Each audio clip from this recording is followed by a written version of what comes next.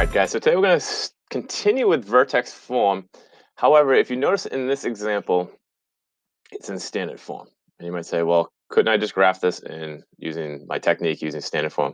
Yes, absolutely you could. So if you love standard form and you like making a table, you can.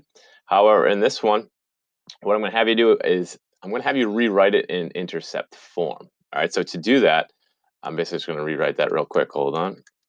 So that right there, I'm just rewriting it. That's all I'm doing.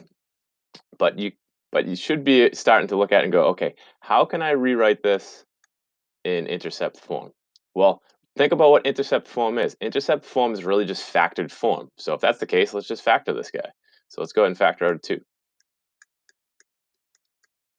So when I factor out a 2, I get 2 times the quantity x squared minus 4.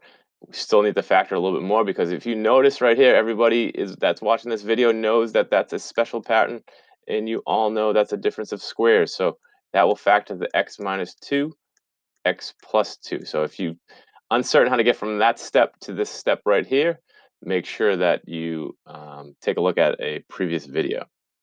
All right, so that's step 1. We basically just rewrote the quadratic equation or quadratic function in intercept form. Now, step 2, we're just going to identify the x-intercepts. All right, we know that the x-intercepts are basically these two values right here.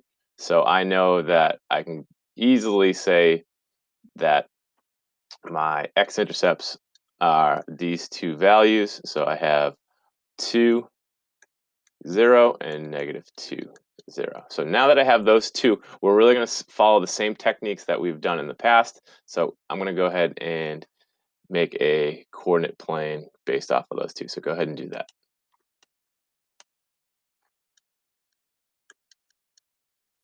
All right, now that you have your coordinate plane drawn, what we need to do is we're just going to go ahead and plot those.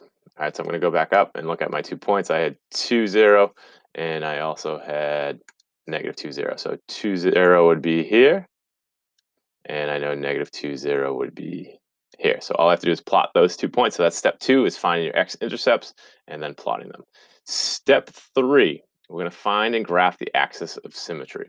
So you can do that a couple different ways. You guys know the formula for that, for finding the axis of symmetry. So the AOS, you all know, is P plus Q over 2, or the two values that we have that are up top here, which would really just be 2 plus negative 2 divided by 2. And when you do that, you would see that you get 0. So your axis of symmetry is basically at x equals 0. And you should know that just by looking at your function. But if you didn't, we could figure it out that way. Also, you could even look at, you could go in between your 2 points and go, okay, from here to here, we know that the middle of negative 2 and 2 is 0. So if you didn't want to do out this whole formula, you don't have to. All right, so the next step there is we're going to find and plot the vertex. So we know that the vertex, once I find the vertex, we already know something about the vertex. The vertex x value is 0. We just have to find the y value. So all we have to do is substitute that back into our original formula up top. So we can go ahead and easily just substitute it back in up top to my original formula. Remember, my original is, I'll write that right here so you can see it, was f of x equals 2x squared minus 8. So all we're doing is taking 0 and substituting it into that location. Once you do that, you would see that you get negative 8. So my vertex is 0, negative 8. So that means my graph is going to have to be moved down sometime. So let's go ahead and adjust our graph. All right, now that my coordinate plane is adjusted, I know I can go ahead and plot that at 0, negative 8. So now I have my 3 points, and now step 5, I can just draw a parabola through the vertex and the points that are the x-intercepts. And again, there are other ways you can find this. You could technically look at this graph and since there's no middle value, you automatically know that 0, negative 8 is one, your y-intercept, but it's also your vertex. So you didn't really necessarily have to do out all this work, but I just wanted to show you in case that you did want to show out that work, where it came from.